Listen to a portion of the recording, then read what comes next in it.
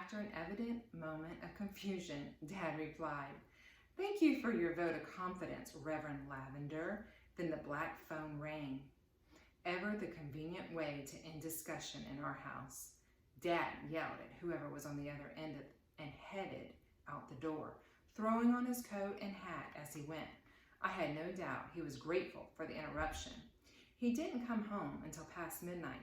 Sometimes when he did that, I wondered if he wasn't just sitting around his office checking his watch until Mom went to bed.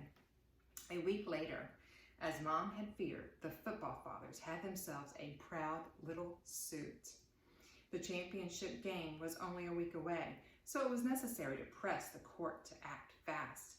3 days after it was filed, a state judge in Bluefield took one look at the case and threw it out of court on a technicality.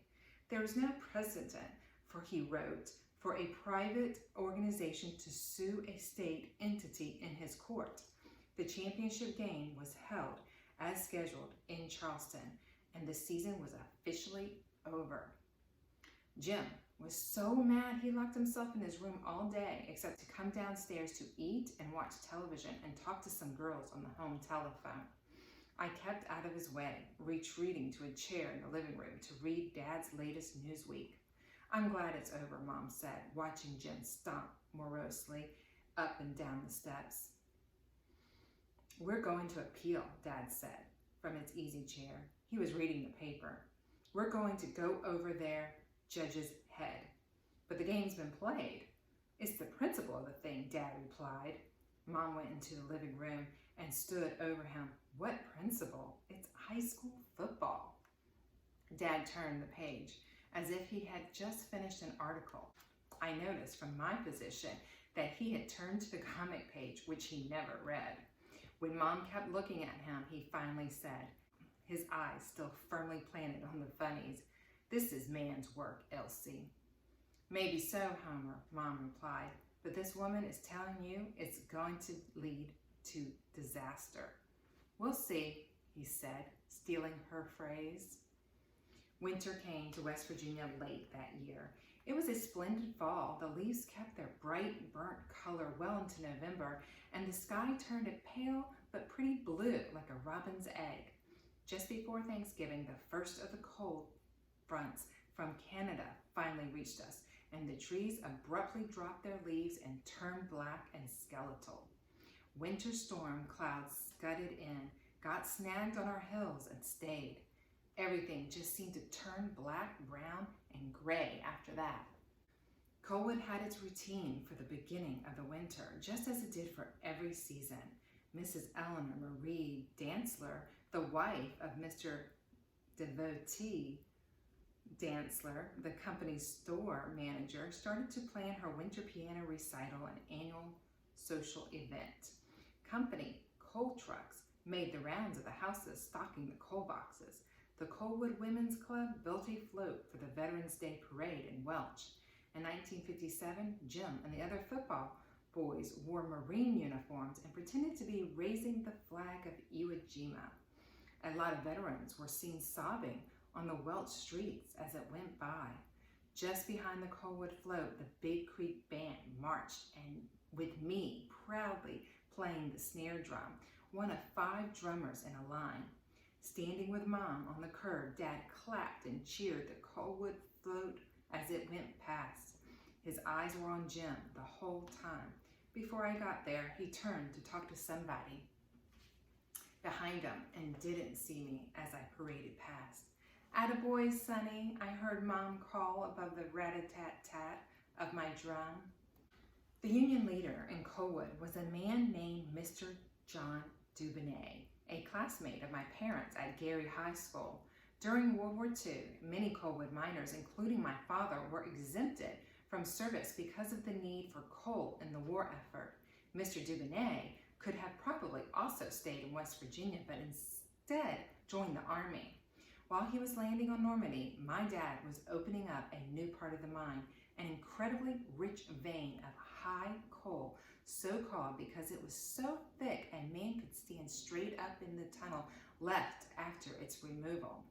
By war's end, The Coalwood Mine was a lucrative little operation envied across the country. That was when the UMWA finally turned its attention to Mr. Carter's mine. The labor peace that Coalwood had enjoyed for more than 50 years came to an abrupt end. When Mr. Carter resisted the union's attempts to organize, the union ordered a strike. In retaliation, Mr. Carter instituted a lockout, closing the mine to everybody. There was some pushing and brawling around the tipple and rumors of gunfire up the hollows. To calm things down, President Truman sent in the United States Navy to reopen the mine. After 6 months of military occupation in Coalwood, Mr. Carter was forced to sign a contract with the union and soon afterward sold Coalwood in disgust. The captain and my father stayed behind.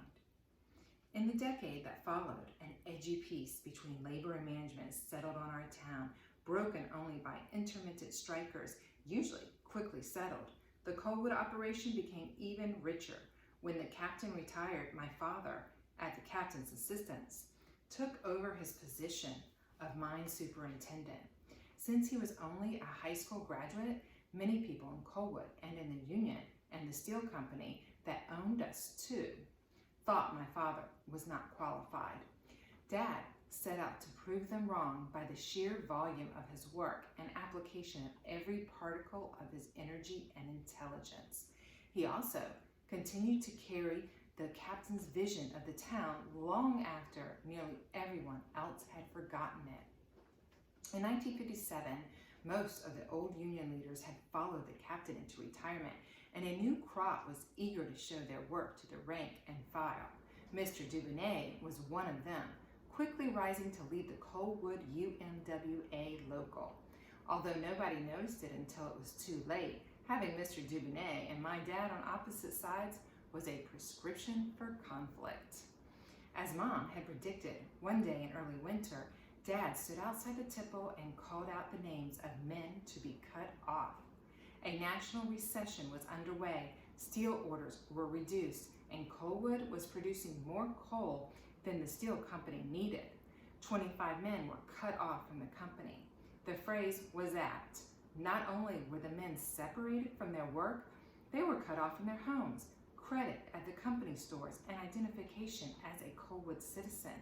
The miners cut off were required to leave their houses within 2 weeks.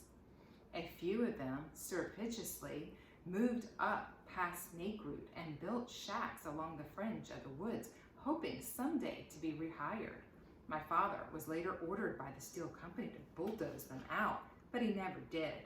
The church put together baskets of food at Thanksgiving and Christmas for these families.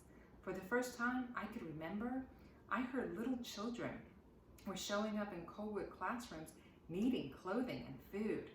After the cutoff, the union local, not certain what else to do about it, threatened to strike. Mr. Dubonnet showed up on our doorstep one evening and Mom answered his knock. "Why, John, come in," she exclaimed, evidently pleased to see him.